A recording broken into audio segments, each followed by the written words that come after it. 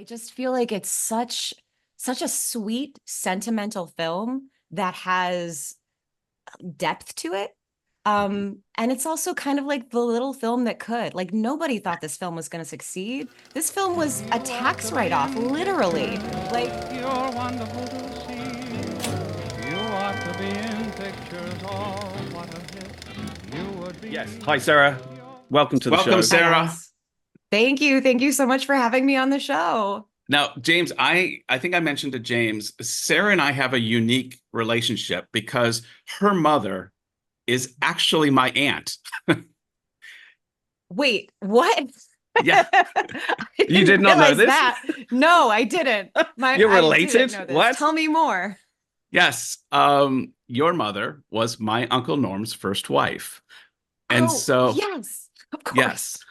Okay. And so growing up, I mean, up until about 9, 10 years old, Uncle Norm and Aunt Karen came over, and I have the fondest memories of the Volkswagen Beetle. It was the 70s, and I got my Christmas presents and my birthday presents. So I've had the fondest memories of your mom. And then obviously their marriage went, they separated.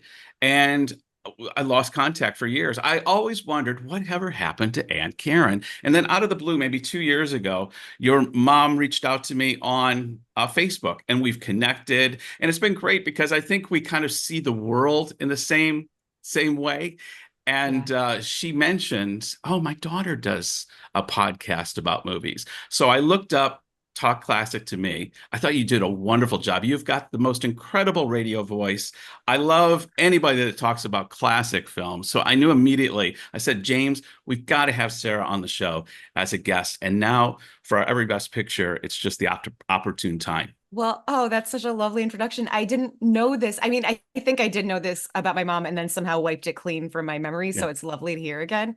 But she had nothing but kind things to say about you too. But in my brain, I thought that you were somebody from one of her choruses that she was in. That was what my Oh, brain decided because she loves to sing and she's in like 3 different choruses. So I feel like everyone she knows stems from one of her choruses. And that was what my brain thought before this call. So no, it's lovely to hear that. And I've seen their wedding photos. They're very 60s tastic, very yes, yes. yellow, I believe was the primary color used. Oh, it Um, was, my earliest images of your mom and my uncle coming over was it was very hippie. Your mom had the long straight hair. And my mom and dad were always the conservatives, and Uncle Norm and Aunt Karen were the liberals. And yeah. thank God they were, because Uncle Norm sadly passed away about 4 years ago, but he was the cool uncle. And so it's great to be able to connect because as well with your mom, because I do only have the fondest memories, and so now it's great to have you on the show. Well, thank you so much. And she said the same about you. She said only lovely things about you. And she said to say hi to you when I talked to you today. So hello from my mom to you. Fantastic. So Sarah, before we go into Marty, tell us a little bit about your history. I mean, just the Reader's Digest version of Talk Classic to Me and your love of film. How did this come about? Well, I think this is a great question. I think my love of film comes from before I can even remember. Like my parents would say that when they took me to the theater as a kid, I was so well behaved that they would just take me to the theater more. And this went for like both the theater and film. So I always loved, I don't know, somebody putting on a show or some sort of film. And then around the time I was 13, I discovered Turner Classic Movies and became obsessed. Like I just loved it. I would like record all the movies that I watched and write like little diary entries about them. Later on, I became an actor. I moved out to LA. And then, I don't know, around the pandemic, I realized I didn't really want to be an actor anymore, but I wanted some sort of creative fulfillment. And how was that going to like manifest itself? And it ended up being this podcast. It allowed me a way of like talking about the things I love with people who sometimes are experts and sometimes aren't, but people who also have a passion for film. And it gave me like that creative outlet that I had been missing. And then it also kind of helped me find my way into the archival world. Like now I'm literally an archivist that deals with like entertainment and film things.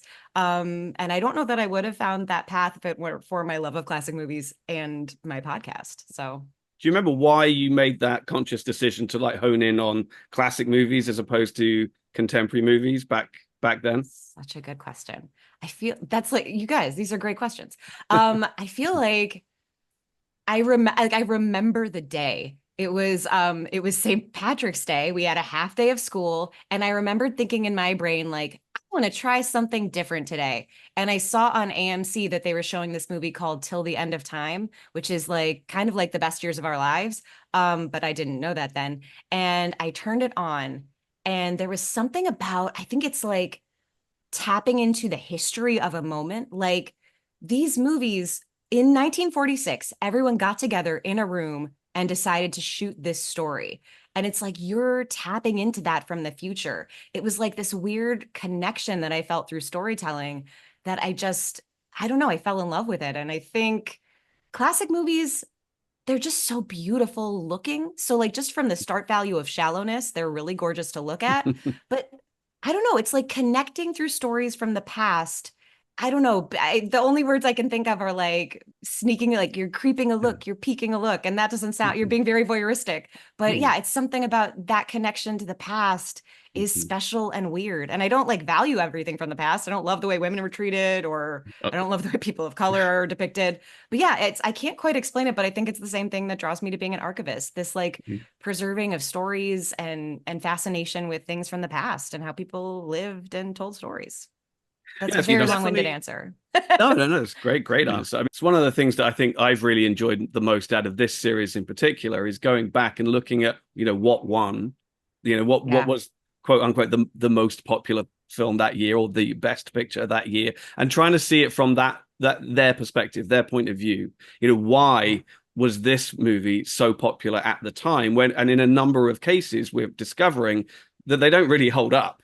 Yes. It's been a bumpy ride between Wings and where we are today, and so that has been a really sort of important part of our journey and of our discovery is looking at what the mood was, what the temperature of the room was, if you like, at that moment, and why something like The Greatest Show on Earth might win out over something like High Noon that is far more respected and treasured today.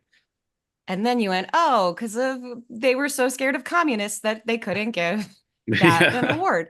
Yeah, it's so interesting to see all those through lines. I'm totally with you. And what an endeavor you guys are taking, watching all of these films. Like, kudos to you. Not only Sarah, not only the Every Best Picture, but we've actually been tacking the show more towards like classic films in general, classic Asian films.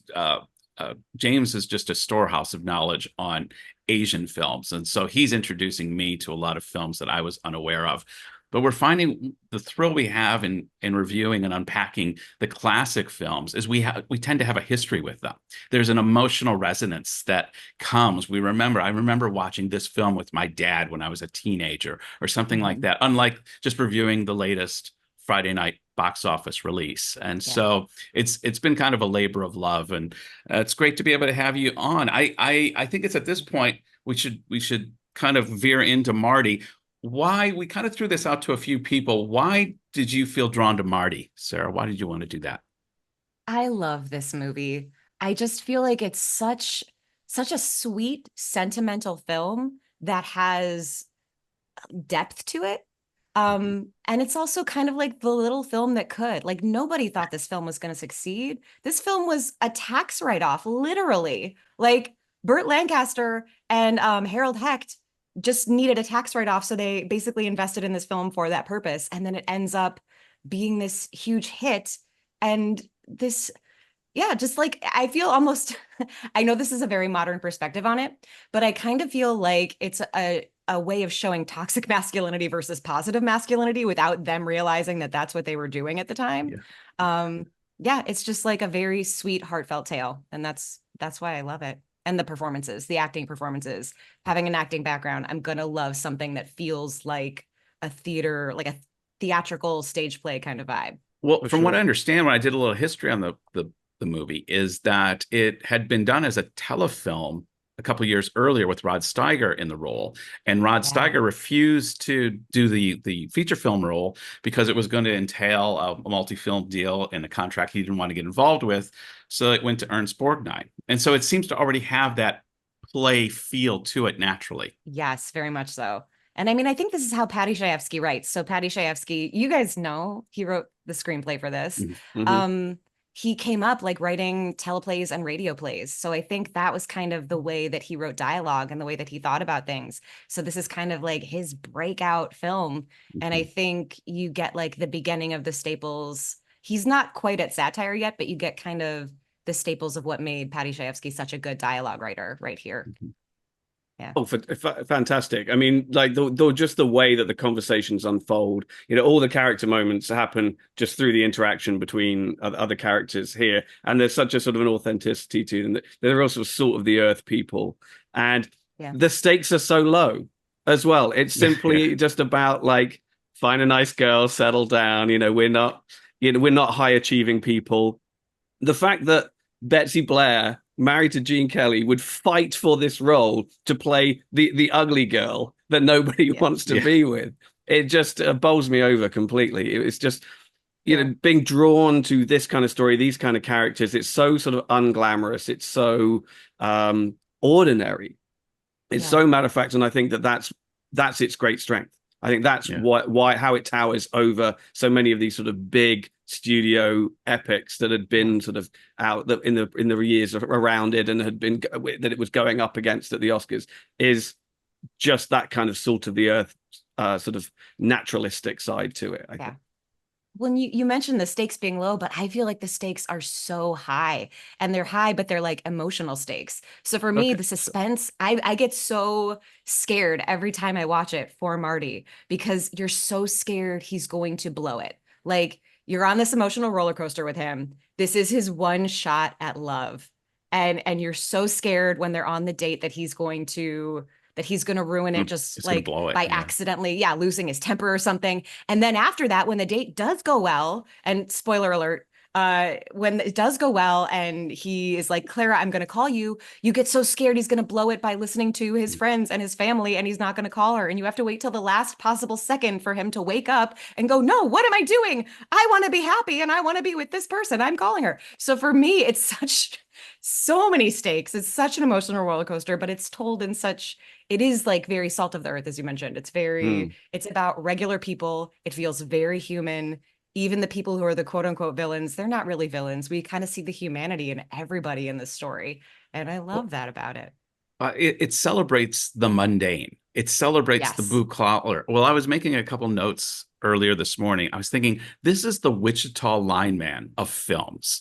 This is if you're familiar with the Wichita lineman, Glenn Campbell's classic, it's the who's the composer for it? Jimmy Webb. It's the Jimmy Webb song. Very, very famous. One of the most famous songs of all time. And all it does is tell a love story about a guy who works the electric lines during a storm, and all he wants to do is get back to his love. And it's that blue collar. It's not the prince and the princess. It's not the spectacle. It's the average Joe and the genuine love between just average people. And I think this film is kind of a balm for a lot of the Hollywood spectacle that we often see that gets celebrated all the time. It's a pleasant reminder that the mundane can be celebrated and we can find joy in it. Doesn't it feel like kind of the early days of this happening? Because I feel like On the Waterfront is kind of the first turn into like naturalistic acting, and that's the year right before this. And so it's like picking up the ball and having a continuation of that, and like of group theater and method style acting. Because you mentioned earlier, like The Greatest Show on Earth, we get all these really big spectacles in the early part of the 50s. And so this is almost like the counter reaction to that. It's like, you had your spectacle, maybe we're a little bit sick of that. Maybe now we're going to tell stories about people that have gravitas that you might connect with. I think that sort of bleeds into the bigger story about sort of the Oscars history and how they've never been able to tack one course or to actually sort of show steady progression. In many ways, they'll do something that looks incredibly progressive and is really, really encouraging and really sort of exciting. And then the following year, they'll go with Green Book or something like that, and you'll be like, oh, okay. And it's constantly this flip back and forth, back and forth. I mean, you saw sort of Greatest Show on Earth win, and then, From Here to Eternity win. And then, like you say, On the Waterfront, Marty. And what wins the following year? Around the World in 80 Days. It was like, no, we can't do these small scale films anymore. We've got to go right back the other way. And then you get a couple of another big epics before they go small again, which I guess was like The Apartment in 60 or something like that. Yeah, it's always a roller coaster with them. And they always seem to be sort of going from one extreme to the other. And they've never been able to really keep an even keel, in my opinion. Yeah, I would agree with that. And it's interesting because I feel like they were talking about how television is such a big part of it. People were worried about people staying at home watching their television. So studios were like, we got to make really big pictures.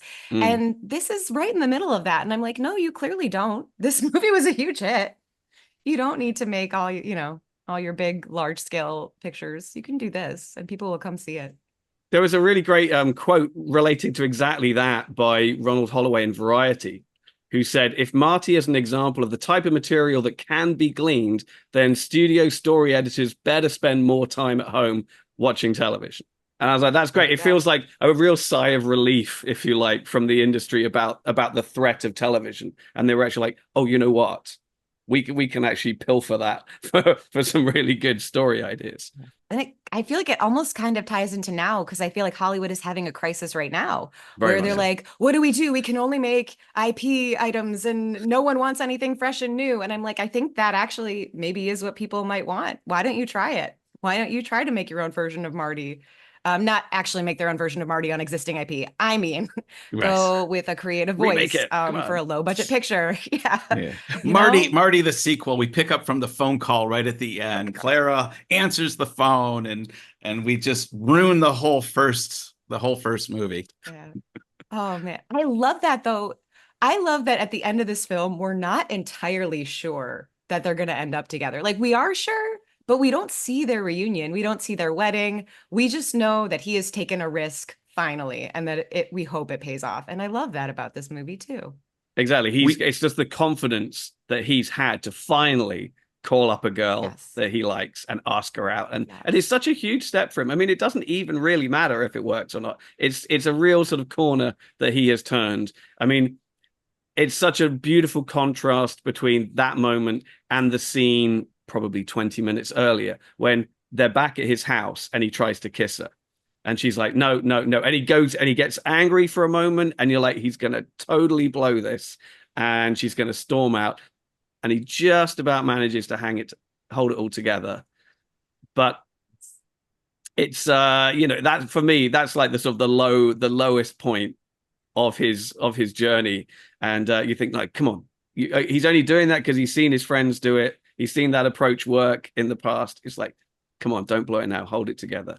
And then, 20 minutes later, he's being, the perfect gentleman. To me, what works in that scene, though, is upset as we get with him at that moment. And I felt the same way when I first saw this. Oh, don't blow this. Don't act like the cretin. Then suddenly the honesty comes out. He gets real honest about why he just did that. She gets really honest about why she struggled to receive it. And it's their honesty. I think that's what is compelling in this film, is there's a transparency. For the first time, these two characters, no one seems to understand them. Everybody on the outside does not get them. And for the first time, they find their soulmate. They feel this person gets me and I can let all the barriers down. I can take the mask off. And I think that's why audiences resonate with this, because deep down, we all want to be able to do that with people. Yeah, that's a great way of putting it. It's incredibly earnest, that moment. Yeah. And she seems like the first person that actually reflects Marty. Like, I think there was a quote that I wrote down this time around where they're having that conversation at dinner and she says to him, she tells him that he's intelligent, decent, and sensitive. And she is the first person to like name that the whole movie and see that, because he's been doing kind things for his family, for his friends, and they've been taking him for granted. And she's the first person that names those things. And they're true.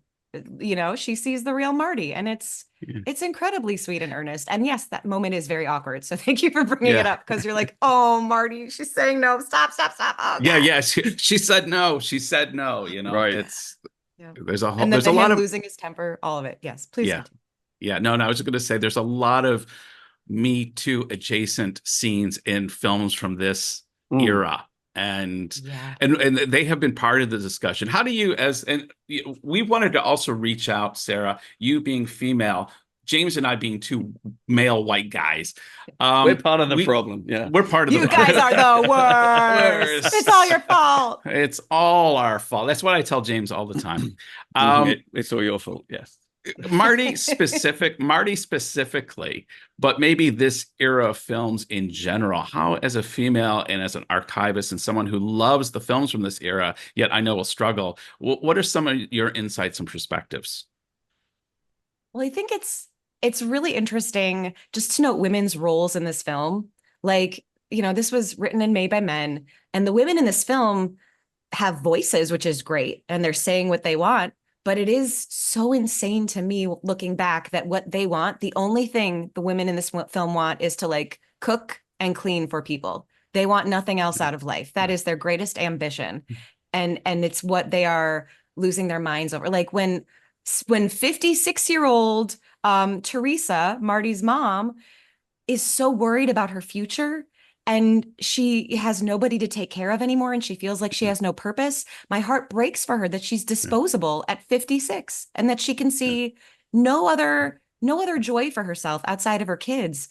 And I love the moment when Clara names that. There's a part where Clara goes, I think, women can have interests outside of their kids. And Teresa's like, oh, no. So yeah, it's so strange to see like both women getting a voice and getting a part and having humanity, but then also the things that they want are very tied to that time period and very prescribed. So, there's that. And then just, I mentioned earlier, like the toxic masculinity versus like the positive masculinity that we see here. They didn't have to show us any positive masculinity. Marty didn't have to be sensitive. But they make him this guy who's thoughtful about what he does and how he speaks to people and how he thinks. But then his friends are disgusting. Like we've got that whole Mickey Spillane conversation. We've got that conversation about the guy that wants to get the nurses drunk and, it's money in the bank. And you're like, ew, what are you going to do with these women? You're seeing a lot of things from a modern perspective that are pretty disgusting, but it almost seems like the underlying message is what is progressive. The message of like, don't be shallow. Being shallow gets you nowhere. Find a person that you care about. Don't necessarily worry about people's looks. Worry about people. What is that line? It's you're going to be married to somebody for 40 or 50 years. It doesn't matter how they look. You need to have your relationship be based on more than that. And so I like that sentiment is there. But again, it's very much about like, you have to get married to be happy. If you're a woman, you are expected to cook and clean and love it, and that will be your only job. You are not allowed to do anything else. And if you are a man, you have to be absolutely disgusting, have no feelings, and think Mickey Spillane is great and want women to fall at your feet. That was what I like about the film though is for the most part, although it portrays those things, it doesn't necessarily condone them. So it's kind of at a turning point where it's like the guys who believe that yes, get the nurses drunk and it's money in the bank, they're not the good guys. Only like a year earlier, we were watching Brando as Terry Malloy forcing himself upon Eva Marie Saint until she buckles, and he's the hero. And you're like, okay, you're supposed to be, he's supposed to be the one fighting, resistance wherever in all its forms. And you're like, well, maybe not that one. maybe not that one. Maybe if she's pushing back there, but here at least. And I love the fact that it's that the mother and her friend, they're very suspicious of Clara because she's got a degree and because she's got a job and because she's out there in the city, making a life for herself. And they're kind of like, she's good for nothing. And that's the reasoning behind it. It's because she's independent. It's because she's found a voice and a means and a career for herself. They're just like, oh well, she's going to be trouble down the road. Well, and the sad thing for me is the reason I feel like she feels she needs to be independent is because she feels that she's not beautiful. And so she had to find a way to support herself because she's like, if I'm not going to get married, I need to be able to support myself. And this is how I'm going to do it. And so that's the other like sad side of the coin. But yes, thank you for naming that. They do make it. The reason I was like, I think it's toxic masculinity versus positive masculinity is that it ultimately champions positive masculinity. And it's like, no, be like Marty. Don't be like Marty's friends. They are terrible. Be like Marty. And I like that he gets that final word That it's not like he Yes. just walks away from his friends and says, I'm going to choose a different path. You know, the final speech, the final lines of the movie is him. And he's kind of teasing, he's kind of taking the piss out of his friend a little bit. But he is saying, Yeah. hey, you know, and he's saying all the things back to him that have been said to Marty the whole time. And he's like, I've had enough of it and you should do better. I'm going to do better. And he actually stands Yeah. up to it. And I love that. I love that Yeah, too. yeah. There's a very distinctive moral choice. There's two worldviews here, and like you're saying, we're kind of at a tipping point, progressive wise, where the country is going in a particular direction, but it's not ready to go full tilt yet. We got to take this in steps.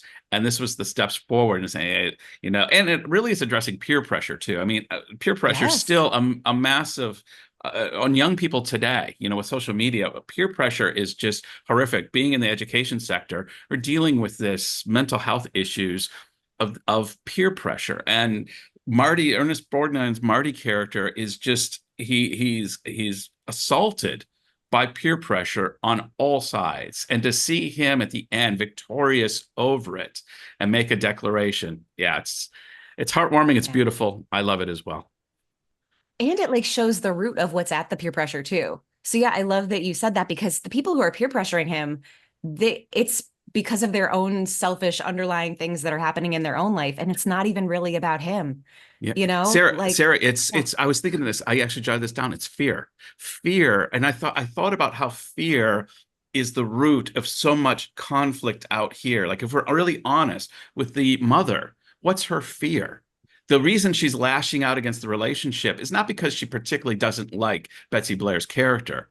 It's because of the fear. Who's going to take care of me? I'm going to be Yeah. left alone. yeah, My security, everything. Am I going to be out on the street? What is going to happen to me? With the boys, they're shallow. They've resigned themselves to a life of just being bums. And if Ernest Borgnine's Marty can stand above that and say, I'm not going to be a bum, it hits them with a fear that I've wasted my life. And so, yeah, it really reinforced in me watching this film how much fear is the root cause of so much conflict in society today. yeah. And I didn't realize this till you were just talking about it, but the mother doesn't have her fear until she's peer pressured by her sister. She is like Oh, blissfully unaware of everything. She wants Marty to get married. And then her very negative sister, who yeah. is being like kicked out of her son-in-law's house, unfortunately, who also doesn't even have a room. That blows my mind that your kids can be like, Yeah. sell your house. You're on that couch now. Just Yeah. like the lack of complete agency is mind blowing. But she's so negative, and you see her sister like adopt that language and take on her sister's ideas, so she's even a victim of that peer pressure too. It was a refreshing setting to see peer pressure being explored as well. I mean, because I suppose it's still quite early for it, but you would start to see, well, Rebel Without a Cause is around this time, right? You would start Yeah, to see, Yeah. 55. Yeah. Yeah. your teens and high school and whatever become the arena for where peer pressure is. That and the military, I suppose. But those Yeah. would be the sort of the two stadia where you would generally see it sort of take hold. And so it was interesting to see it happen here with slightly older people in a sort of domestic setting, but it's just equally as toxic and equally as powerful. And how So I affected wanted, we are by other humans. They're not, Yeah. yeah. Yeah. absolutely. So Sarah, I wanted to ask you, this is something that we like to sort of explore when we do this. Do you remember the first time you saw Marty? How you discovered the film and your response to it back then? I do remember the first time I saw Marty. It was at Turner Classic Movies Film Festival.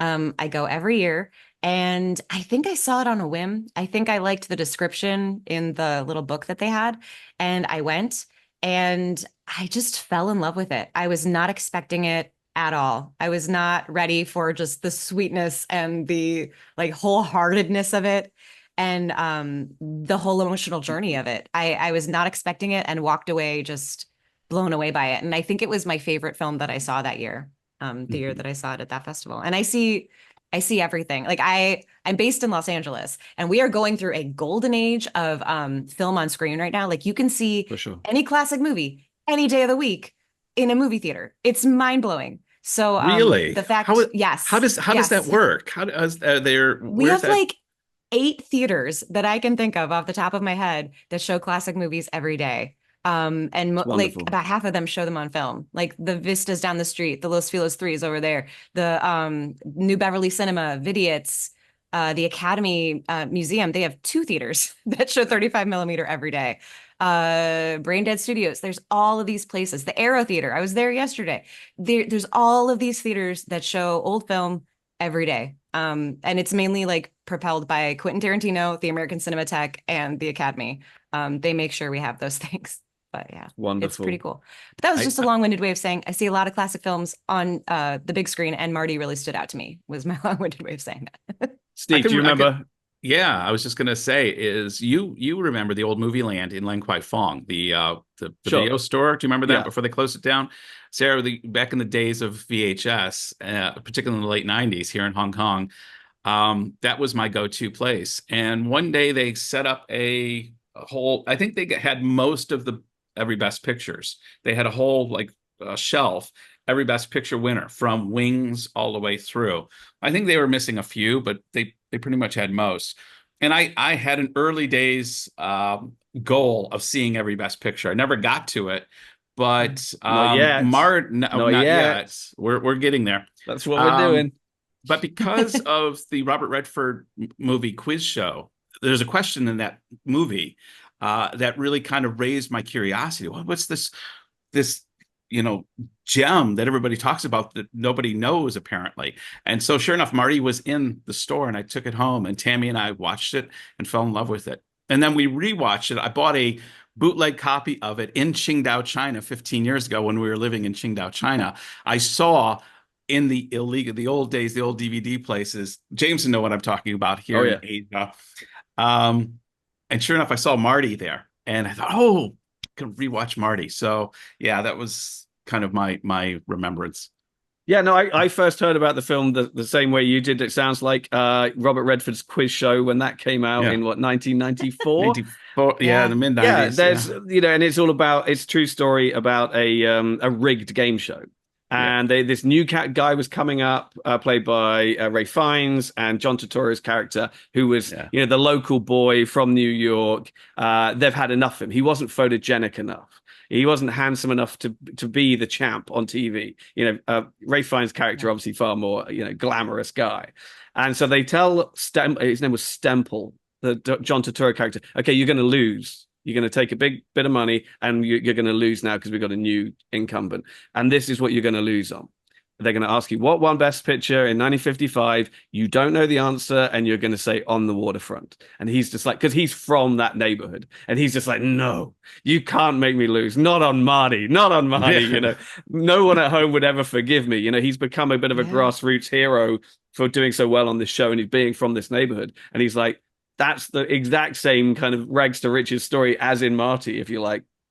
He's like, you can't let me, but they stick with it and they make him lose. And he does go through with it and he does say On the Waterfront. And I was like, what the hell? Yeah, what the hell is this movie? I got to see this movie. But then I got to be honest, I didn't actually get around to it until relatively recently, about maybe 5 or 6 years ago, something like that, when it was released on Blu-ray in the UK by a label that used to send me all their Blu-rays. And so I have it right here. It just came in the mail one day and I was like, okay, I'll finally watch Marty. And I watched it and obviously fell in love with it immediately.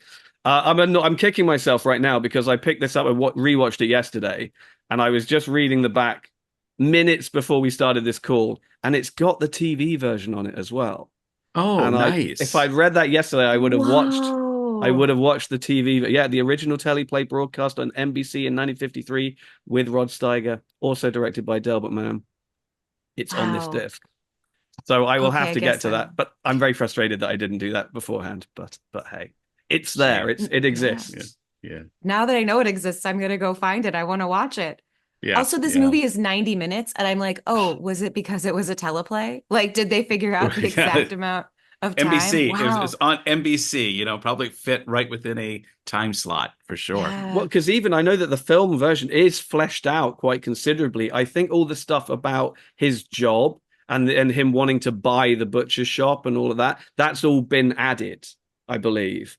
Just to sort of pad it out, because the teleplay was probably an hour. Maybe an hour. Yeah. Does it say how long it is here? But yeah, I wouldn't be surprised if it was an hour. And so even at 90 minutes, this is the waffly version. This has Well, been and I hear stretched. that her part was smaller, like Clara's part was smaller in the teleplay. And I'm like, but how could it get much smaller? What could you take away? You need all of it. How? But please let me know how it is. And it's easy. It's interesting how I'm sorry, Betsy Betsy Blair. Blair. How Betsy Blair got the role. And you had mentioned Yeah. earlier about the communists and the Marxists and the Un-American Activities Committee. She had been blacklisted, and apparently being married to Gene Kelly gave her enough clout to be able to get into this role, and she did a wonderful job in it, of course. She really does. I know it was originally, I think it was supposed to go to a woman named Nancy Marchand, and I don't know anything about her, but Betsy She's the Blair's mother great. in The Sopranos. She's plays Tony Soprano's mom in The Sopranos. She recently passed away. She's in the teleplay that James is going to watch later this afternoon. Yes, sir. So it turned out fine for her. She got The Sopranos. Betsy Blair got this. I feel like that's That's it. an even It's trade. a even trade. Even trade. Yeah. James, I think it's time to segue into how Marty did in the 28th, I think it's 28th Academy Awards. That sounds, yes, it is. 28th Academy Awards. It did rather well, it must be said. It went in with 8 nominations. So it was joint top with The Rose Tattoo, which is a film I'm not familiar with, I've got to be honest. I know it won Best Actress, but I don't know much about it. Sarah, Tennessee feel free to Williams play, jump I in. believe. Feel free Yeah. to Seen jump the in if you. play. I saw the play. It's like a weaker Tennessee Williams play, but people like it because it's the only one that has a happy ending. So I feel like they were honoring it just because they were like, Tennessee Williams, you can do no wrong and we love you. So I haven't seen the film, but having seen the play, I know it's not my favorite. And they were still probably guilty about not giving Streetcar Named Desire Best Picture a couple of years earlier. Yep. The other big one that also got 8 nominations was Love is a Many Splendid Thing. Steve, you might be familiar with this one because the posters for it and on-set photos for it are plastered all over the Foreign Correspondents Club in Hong Kong because it's a movie set in Hong Kong. Yes. And the old venue of the Foreign Correspondents Club up on Conduit Road was used in the movie as a hospital, one of the major sets, and so they make no small qualms about reminding members of the club that this movie was really important, and it features the FCC, and so there's this huge old poster for it on the stairwell that goes up to the dining room, and all of these great photographs. So if you haven't paid any attention to those, Steve, then you should have a look. I've tried to look at a lot of those. I'm going to give a double look next time I go up the winding staircase. Right, but it seems like there was no. I mean, there were some great films up for awards that year. Mr. Roberts is the one that I would give. As much as I love Marty, I love Mr. Roberts as well. I don't think like Mr. Roberts should have taken it over Marty, but of those 5 movies that you mentioned, Mr. Roberts for me is a personal favorite. I don't know, Sarah, where you're at on that. I mean, I like Mr. Roberts. I feel like because the 40s had so many war films and 54, what's it called? Eternity, From Here to Eternity. I feel like because that one a little earlier, they were like, we've covered this. We're good. And so I feel like that's why it got ignored a little bit. It's a great movie, but I mean, I would give it to Marty. Did you say, I didn't hear if you said Rebel Without a Cause. Was that nominated this year? This is what I was going to get. It's a little bit like with Singing in the Rain a couple of years earlier, where it's arguably today the most famous movie from that year. But at the time, it got very little Oscar attention. And so you had other movies that were nominated that year, like East of Eden, Guys and Dolls, Oklahoma, Bad Day at Black Rock, Rebel Without a Cause, To Catch a Thief, all just picking up 1 or 2 nominations here and there, but not in the major categories. I mean, Best Picture, the 5 movies were Marty, Love is a Many Splendid Thing, Mr. Roberts, Picnic, and The Rose Tattoo. So not the greatest year, I think. Really, I don't think there is another movie there that leaps out as this is the movie that everybody knows and loves from that year today. It feels like Guys and Dolls, maybe, but that I wouldn't give it Best Picture necessarily. But I feel like fame-wise, I don't know. Yeah, so it is a tricky. I suppose the most famous movie is probably Rebel Without a Cause. Yeah, something like that today. Yeah. But Funny thing even is, I only just recently watched that for my first time, like about 6 months ago. I'd never seen Rebel Without a Cause. It was on my Letterboxd watch list, and I thought, how could I not have seen Rebel Without a Cause? It's just, despite years and years of watching movies, there's always these blind spots, Sarah, that I'll mention to James or he'll mention to me. And how could you have never seen that? And yet they pop up from time to time. there's a lot of movies out there. It's Same. as simple as that. Yeah.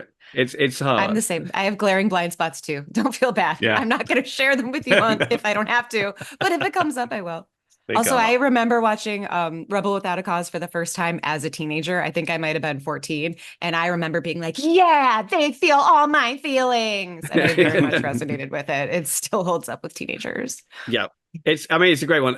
The one time I have been to LA, the top of my list was we've got to go to Griffith Observatory just because of that. And so we did, and it was absolutely stunning. It's a great He got into a knife vantage fight, point, get into a knife fight, and then play chicken. It was, They have it was a good the day. bronze statue of him there because they're like, that's why people come here. So they have a bronze head statue of James Dean, and it's like a plaque, and it says in the film Rebel Without a Cause. Yeah, it's got a whole thing up there because so many people go up there for that reason. Yeah. I wonder imagine. whether it was 2010 I went up there, so I don't know if it was there then. I don't remember it. It probably was. It's probably been It's there off forever. to the side. Like it's not, you don't totally see it. I hike there a lot. So like that's like part of my life. Like I go there. But it's Nice. not super obvious. It's off to the side, but like I'll pass it and I'll see tourists pose with it sometimes. And it's Excellent. pretty cool that it's Okay. there. It was probably Enjoy. me. I just missed it, but it's a gorgeous spot and a great movie, and got very little attention that year. Yeah. So Marty ended up winning four Oscars: best film, best director, best actor. Betsy Blair lost out sadly, as did Joe Mantle for playing. Is it Angie? Angie, yeah. His awful Angie. friend, who had also played him on Toxic. TV as well. But and then Paddy Chayefsky won best adapted screenplay. He wrote Network. He wrote Network too, Yeah. didn't he? He wrote Network. Fantastic. I feel like that's his big like opus. That's like what everything was leading up to. Network. Yeah. Which he And also was won an friends with Oscar for. Fosse. We usually then, Sarah, ask whether the film in question has stood the test of time and deserves its place in Oscar history. Before we get there, though, just any final thoughts on Marty? Wait, before I do final thoughts on Marty, I had this thought that I wanted to shout out of like 1954 was one of the biggest years in film ever. So like you guys probably covered that last time, the best actress race was huge. We have Dorothy Dandridge and Judy Garland, and they lose to Grace Kelly. And we have so many incredible films that come out in the year 1954. So I think that's why maybe 1955 was like slightly weaker in terms of what we had to offer because the year before was so memorable in terms of film history. Just wanted to put that out there. But Marty itself. Hang on, Any you have final thoughts? have just reminded me of something that I did want to mention, Yes. which was at the 28th Oscars, because she won the previous year. Grace Kelly gave Ernest Borgnine his Best Actor Oscar, as is the tradition, and it came at a time where she had already announced her retirement from acting. She was going off to Monaco to marry Prince Rainier, but she hadn't actually got married. So this was kind of like her Hollywood farewell party, if you like. And if you go back on YouTube and you watch her, she gives the Oscar to Ernest Borgnine. He gives his speech. He goes off. And then Jerry Lewis, who was hosting that year, gives this really nice, sweet, sort of off the cuff speech to Grace Kelly while she's still on stage, just thanking her on behalf of Hollywood and wishing her well and sending her on her way. And it's just this really nice little impromptu moment. And she kind of is really flustered and almost doesn't know how to take it, and then just kind of runs off stage. And that's, to all intents and purposes, her final bow. That's the last time you really saw her in Hollywood. It's just a nice little touch attached to these Oscars. Yeah. Interesting. I didn't know that. I didn't know that. Thank you. Oh, okay, good. I'm glad that my brain took me there because now I know that, and that's a lovely story.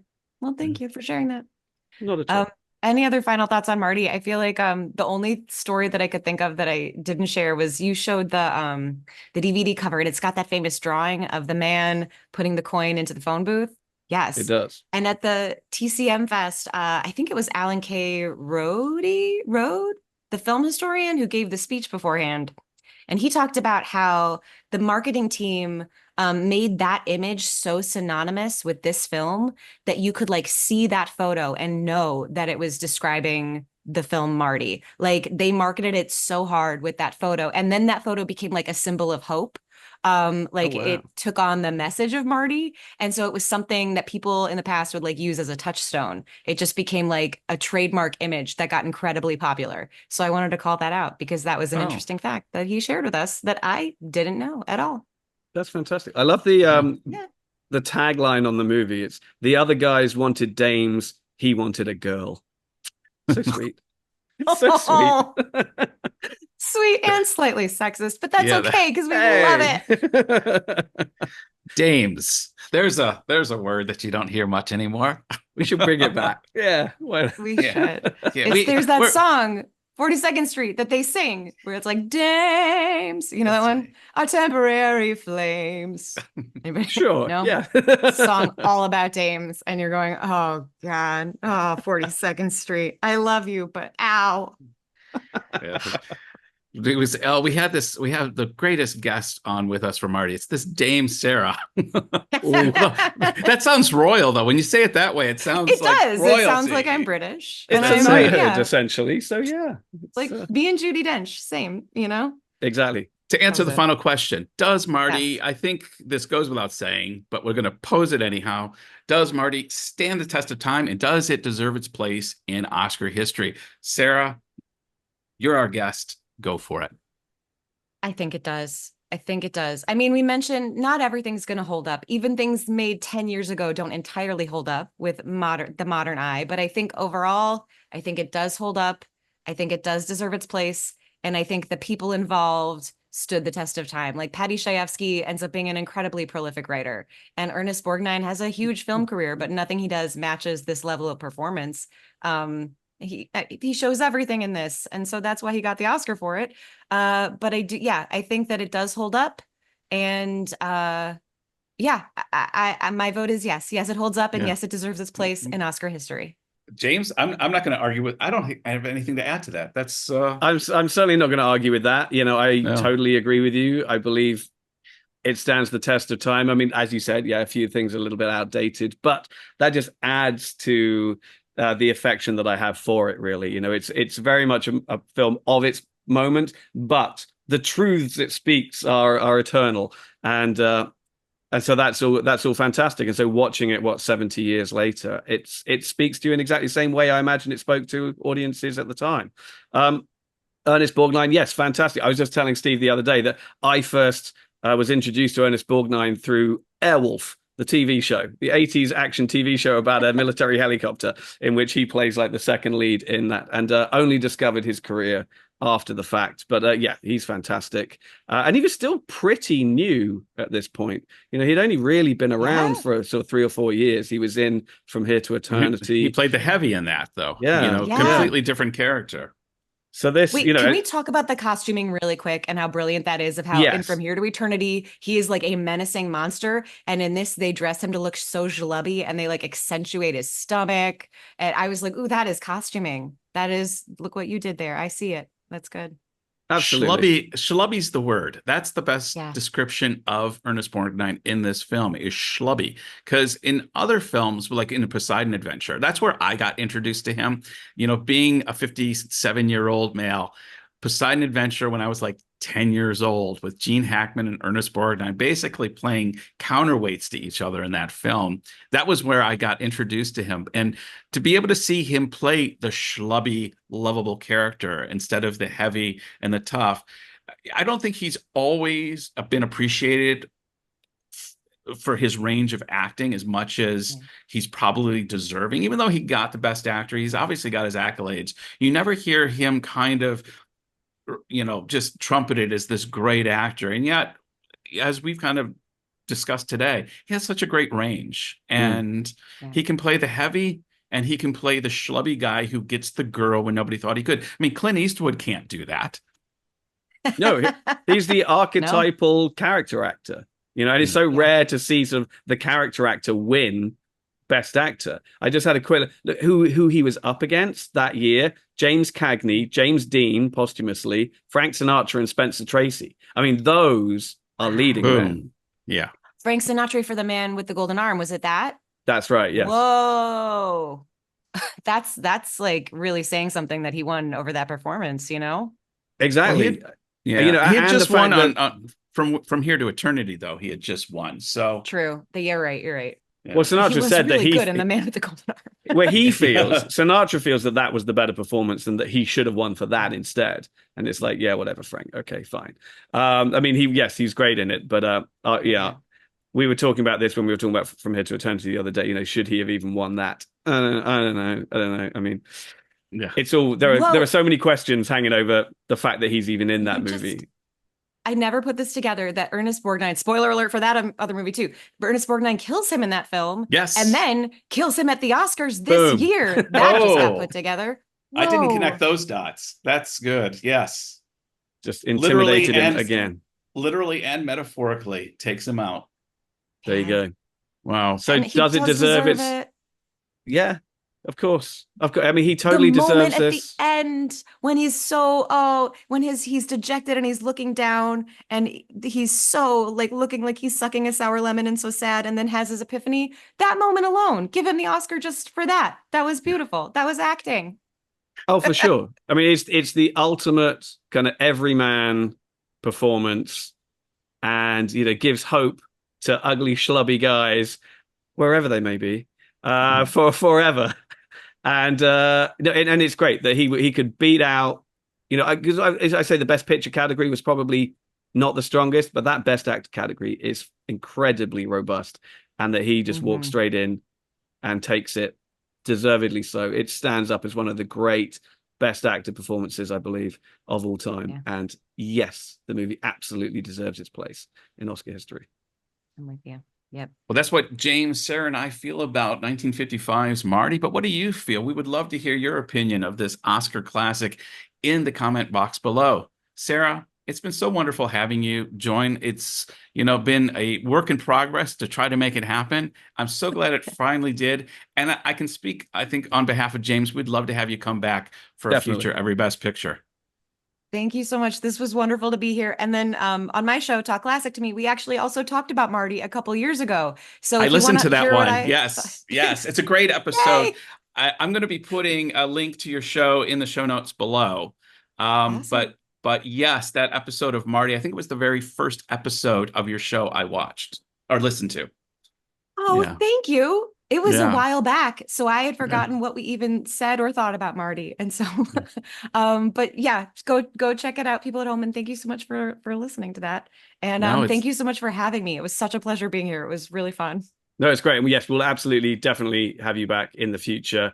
And to everybody, yes, please go and find Talk Classic to Me and listen to more of Sarah's stuff. I will be Fantastic. certainly doing that. Until next episode, everybody. Bye-bye. Bye. You're wonderful to see. You ought to be in pictures. Oh, what a hit you would be. You're